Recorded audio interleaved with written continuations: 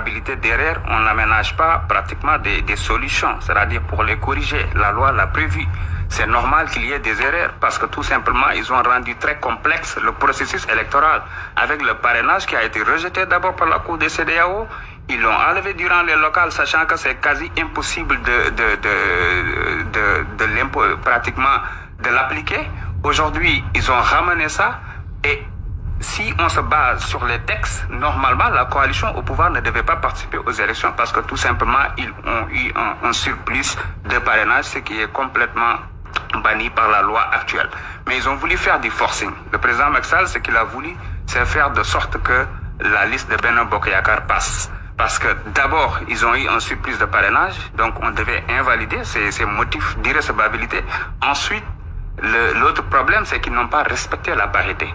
Maintenant, c'est pour ça d'ailleurs que leur liste de suppléants a été invalidée. C'est inédit. Est-ce que vous êtes d'accord avec moi qu'on ne peut pas aller à des élections avec deux listes? C'est-à-dire qu'aujourd'hui, une liste de titulaires et une liste de suppléants. C'est pas possible.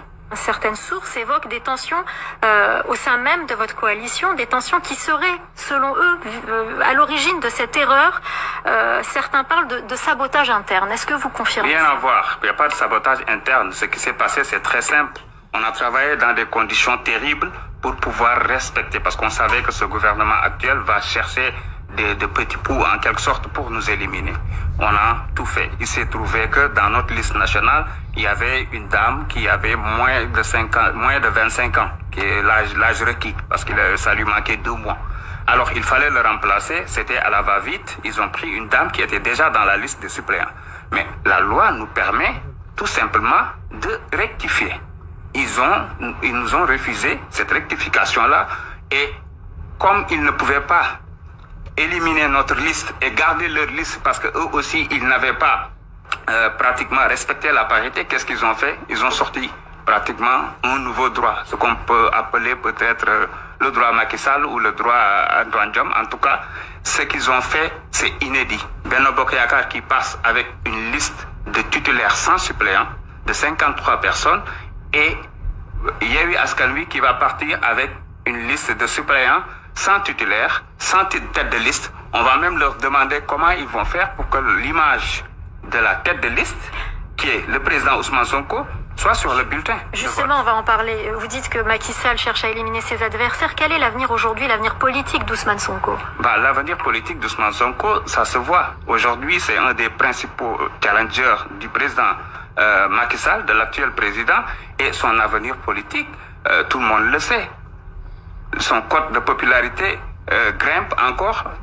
Rappelons-nous qu'en mars 2021, il a tout fait pour l'empêcher, pour l'emprisonner, pour le détruire. Parce que depuis qu'il est là, il ne fait que détruire ses opposants. Et comme il a aujourd'hui un projet totalitaire, c'est-à-dire rester au pouvoir à vie, donc tous les moyens sont bons pour éliminer tout opposant qui se dresse devant lui.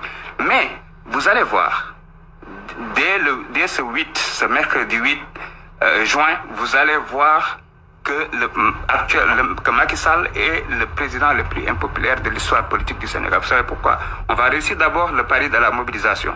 Et tous les leaders de Yewwi Askan Wi, de l'opposition, je dirais même toutes les forces vives de la nation vont se retrouver à la place de la nation et dire que ça suffit. Aujourd'hui, on ne peut plus